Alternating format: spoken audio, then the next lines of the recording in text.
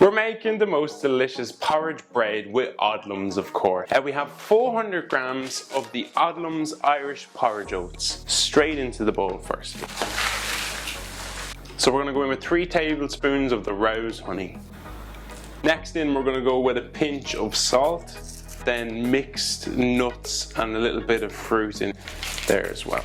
So to help this rise, we've got 2 tablespoons of the Odlums baking powder in here.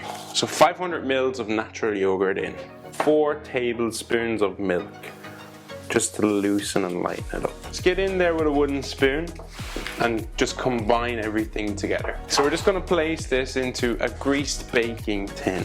Then we're just going to sprinkle more of the Odlums Irish porridge oats over top. So this goes into the oven at 160 degrees and bakes for 45 minutes. And there you have it, the most delicious porridge bread with Odlums.